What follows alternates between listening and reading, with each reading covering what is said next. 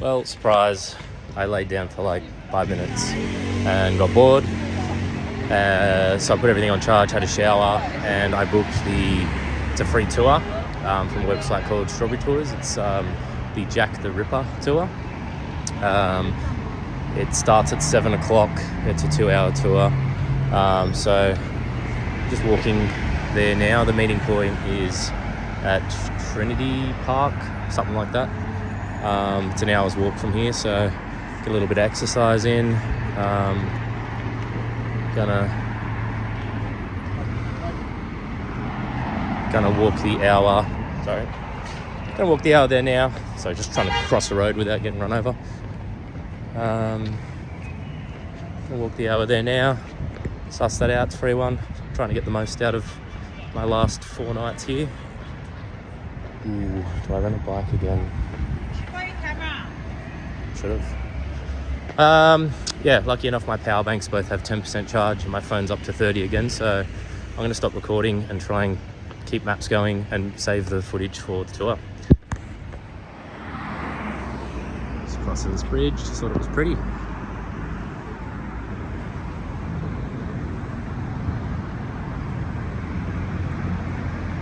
Fine art. Sky Garden. Have you ever heard of Sky Bar? That's much better.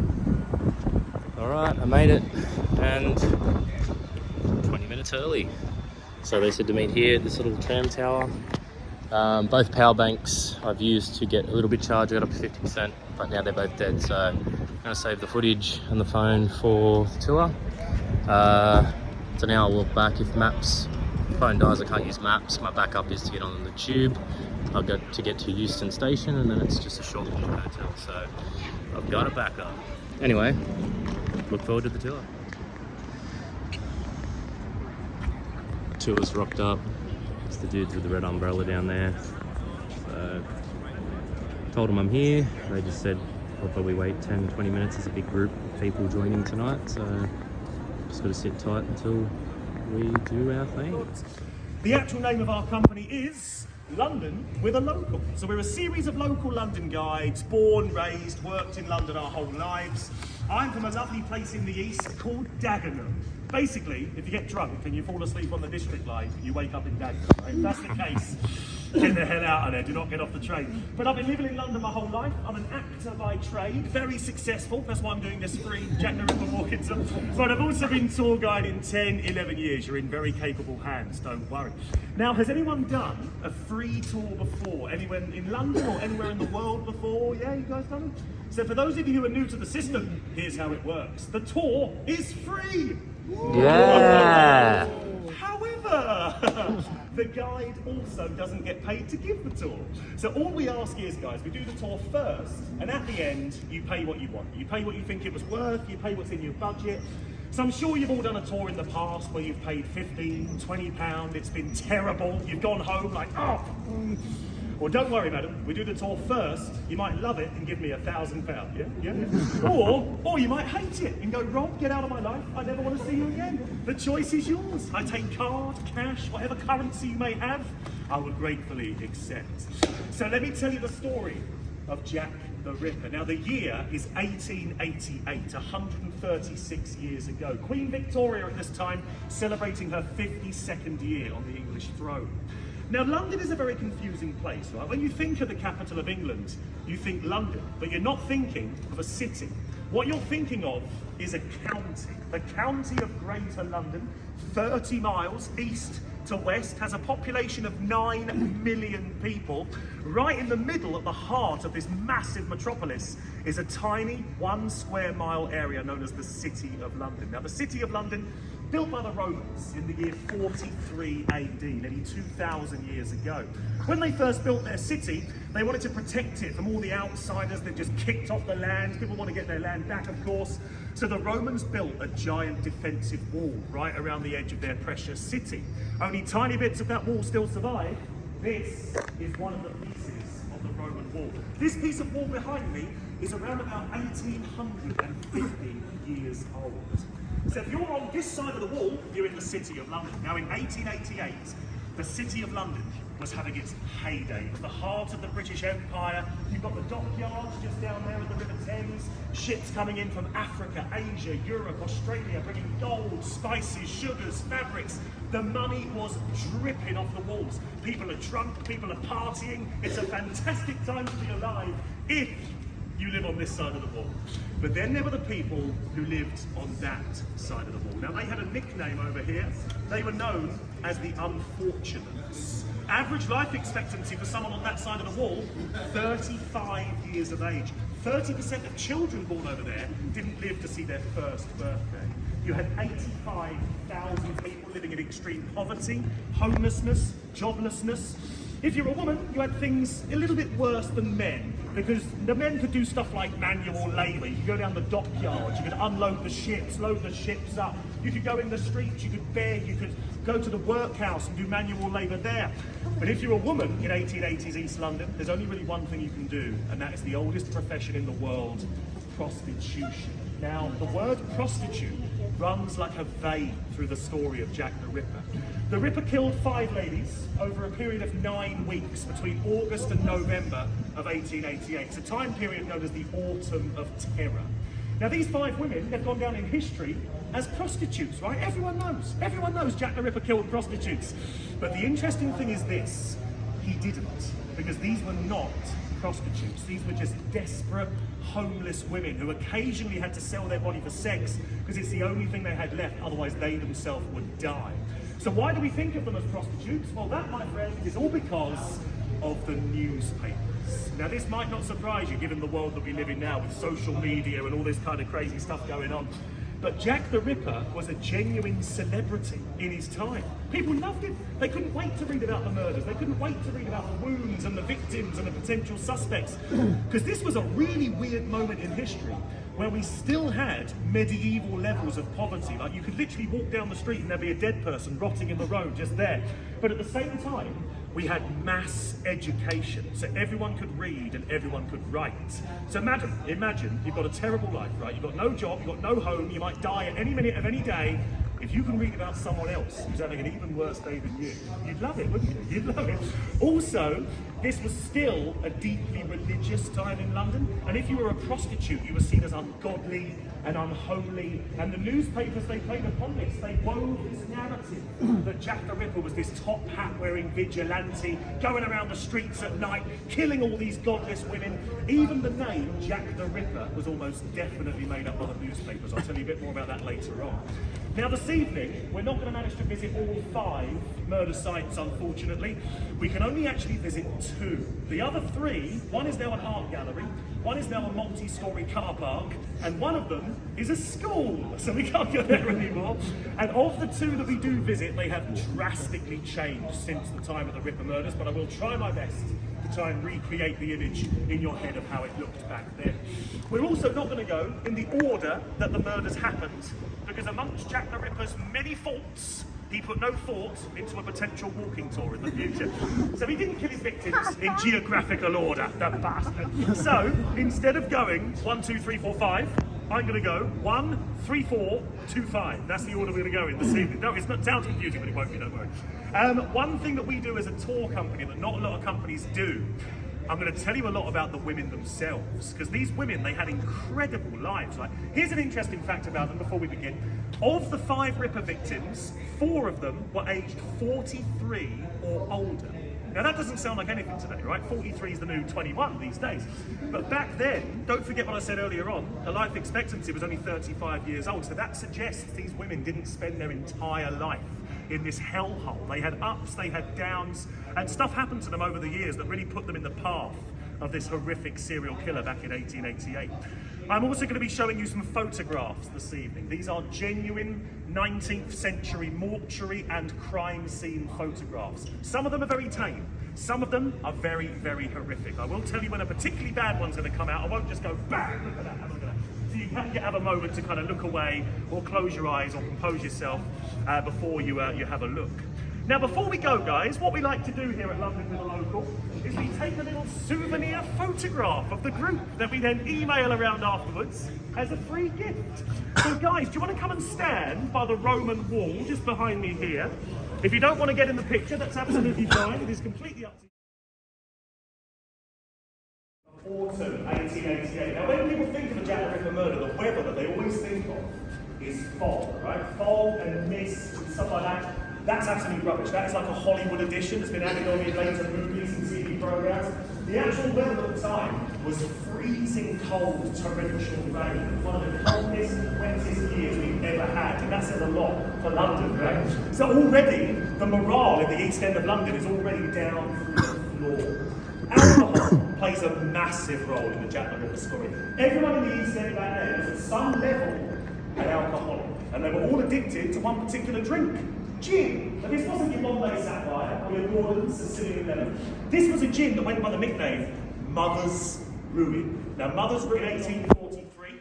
Her early life was relatively successful. When she was about 17 years old, in 1860, she married a man called William Nichols. Now, William Nichols was in the military, and that was what made her early life very successful. Because in 1860, when they first got married, for the very first time, the British government introduced social housing in the East End of London. So the poorest of the poor, they had the opportunity to actually get a place to live that they didn't have to pay for, really, without their benefits. But in order to get one of these apartments, you had to be a very high-ranking member of society. William Nichols is in the military, you don't come any higher than that, right? So him and Polly, they get one of these apartments. They're in there for 20 years, they have 9 children over that time, and they could have had a long, happy, comfortable life if William Nichols wasn't a violent alcoholic. Now, he would carry around with him a thin iron bar that he'd hide in his sleeve, and he would use that bar to beat his wife on a daily basis. The reason it was particularly thin, there used to be a rule in the East End of London back in 1888. The rule of thumb, you might have heard that phrase before. The rule of thumb meant a man could legally beat his wife as long as he used something no wider than his thumb. That was the rule of thumb. So Polly would go to the authorities. Help me, my husband's beating me, help me. They wouldn't say, where is he? Let's go get him. They would say, what have you done to annoy him? Are you drunk? And if he couldn't give a satisfying answer, the police officer would take you back, open the door, don't let your wife out again, please sir, and shut you back into the hell you just escaped from.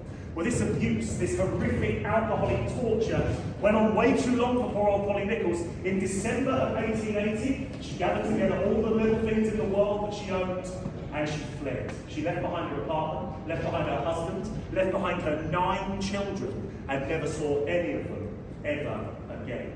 Now, she kind of vanishes for about 6 years. She appears again, 1886, gets herself a job at a big house in Chelsea in West London, working for this very wealthy lady. The lady Nichols, at this point in history, is living in a doss house on a road called Broad Street in the East End of London. She returns to her doss house, knocks on the door, the owner opens it up, Polly goes to walk inside, the owner stops her in her tracks. Oh, sorry, mate. I've earned my money 3 times today. I spent it down the pub. I'll give you double tomorrow. She goes to walk inside. The owner of the house grabs her by the throat, throws her onto the street, slams the door in her face. A local witness hears her shout up to the window, "Don't worry, mate. I'll be back in 20 minutes." And off she goes to earn her rent money for a 4th time that day. 2 hours later, she's last seen alive, 1:30 a.m. on the 31st of August, 1888. Her best friend, a local prostitute by the name of Ellen Holland, discovers Polly passed out in the street. "Come on, Paul, come with me. I'll pay your rent tonight." She slaps her friend's hand away. "Now, you listen to me, right? I've made my money 5 times today. Don't worry about me. I'll see you tomorrow." Ellen Holland steps to the side and lets Polly walk off into the darkness. Last time anyone sees. Fast forward again to 4 a.m. on the 31st of August 1888. Now there's a road in the East End of London called Bucks Road. Now sadly Bucks Road was destroyed in the blitz of World War II. "Oh, that's amazing, I can sell that down the market. No work for me today." So he goes up to the lump in the road and he gives it a kick. Nearly shattering the bones in his foot. What he's kicked is very solid and very large. He looks down and he can see the face of a woman. Now this isn't unusual, she could be unconscious, could be asleep, so he steps over the woman and he carries on his way down to the dockyards. At exactly the same time, there's a police officer called John Misen, and he comes around the other end of Bucks Road. Now John Misen had with him what they call a tinny lamp. A tinny lamp was a little gas lamp on the end of the chain street, and he makes his way down towards her, shining his lantern upon her face, and for the first time notices her throat. Her throat has been slit, left to right and back again. The hole was so big, if I wanted to, I could have slid my finger in and touched the bones of her spine. He would write in his police report. He blows into his whistle.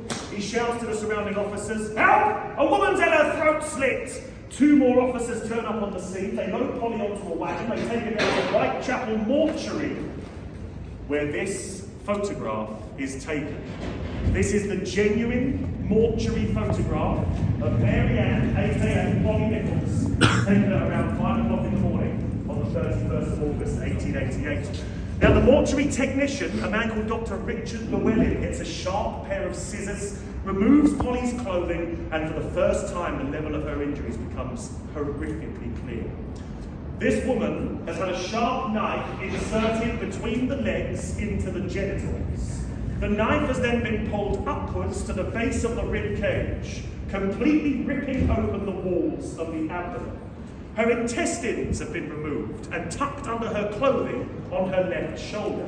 Her womb, stomach, uterus and kidneys all show signs of being tampered with. This is clearly somebody with medical knowledge.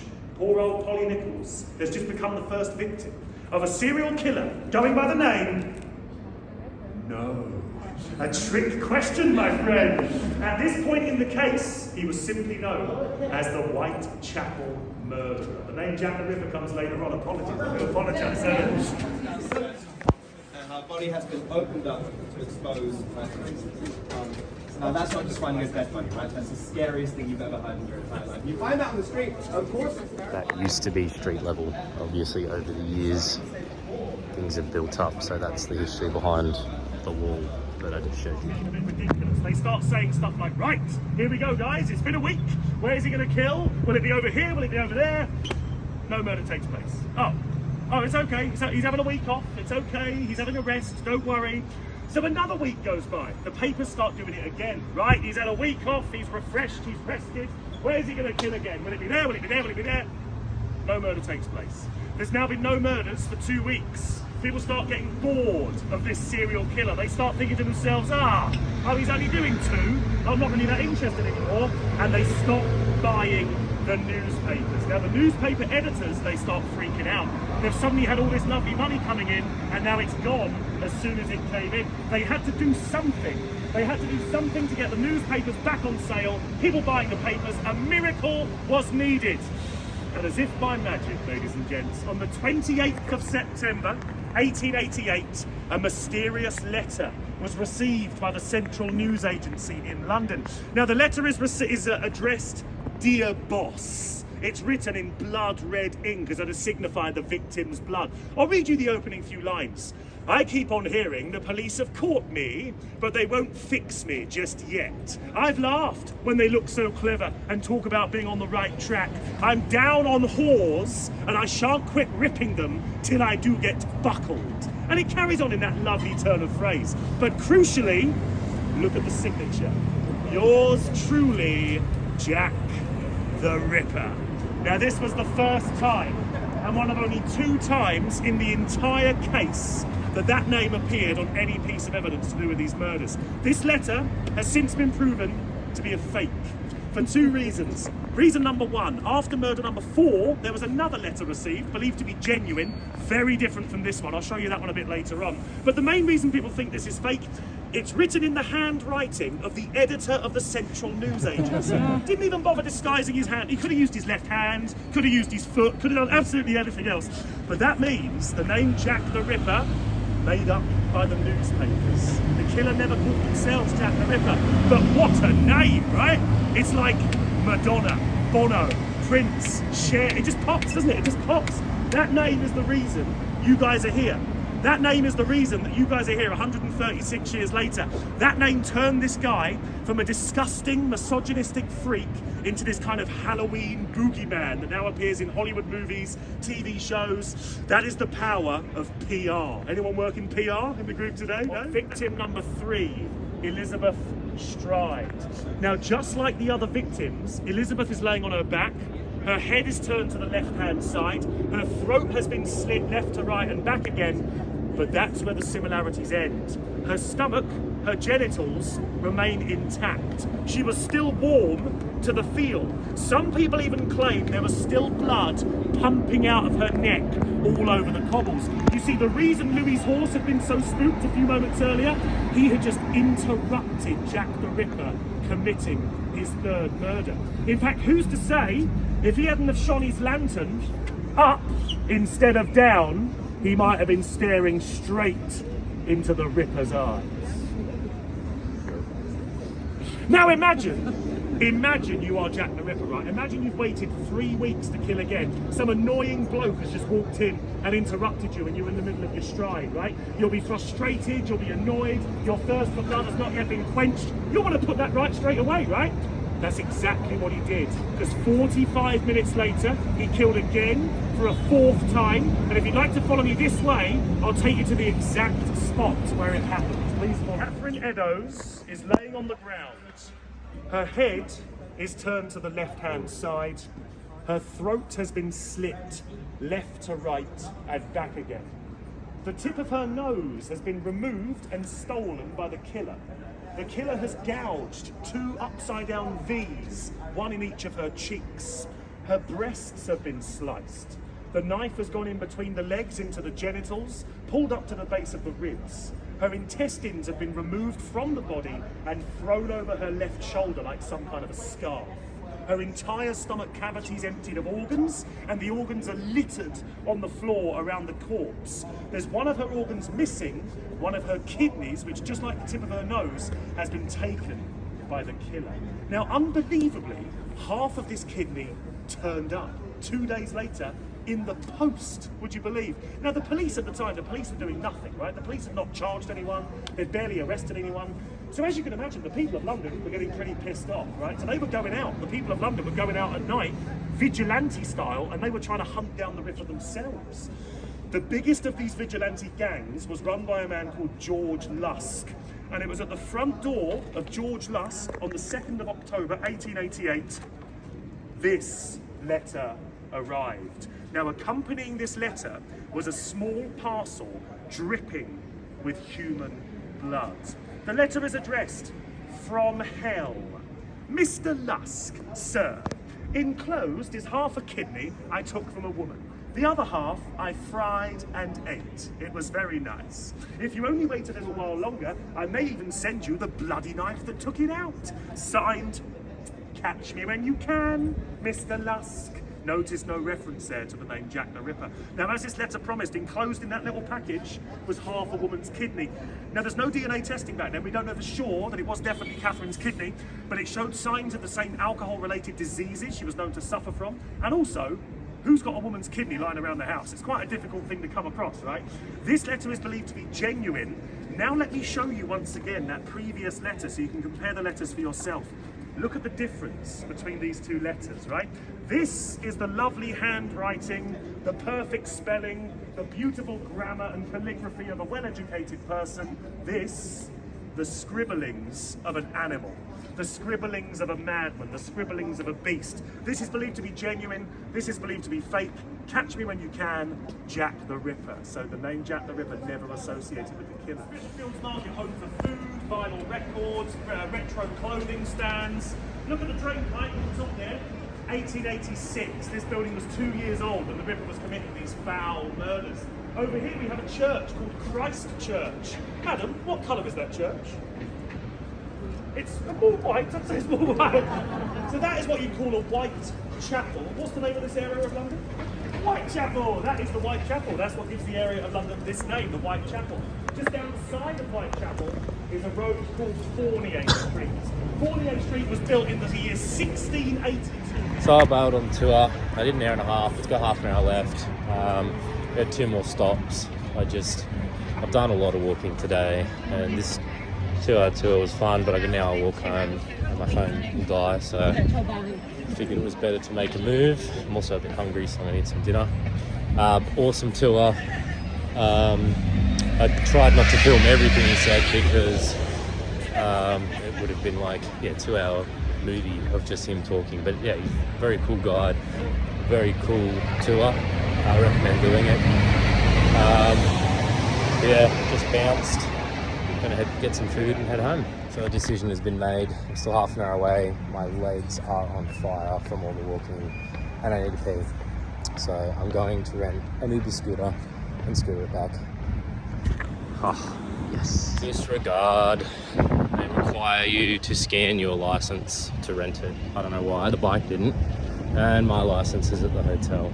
So I'm walking. I found a bike. Fuck, walking half an hour.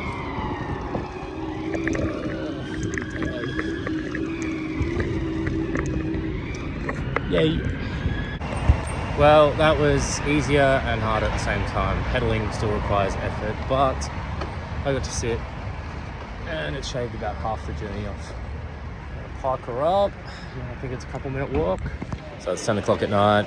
I decided to get some Uber Eats, get some sushi. So it's about 4 minutes to getting delivered to the hotel. Just can't be bothered to walk. Most of the food stuff around is closed, and yeah, I've had sushi since I left home. It was another bloody school excursion group. Ridiculous. No concept of time here. Sushi should be here soon. Little random fact. Everywhere in Europe, when you try to twist the bottle off, it's got like a little attachment, like the cap doesn't come completely off. It like hangs there so you don't lose it. Just a weird thing I've found since being in Europe.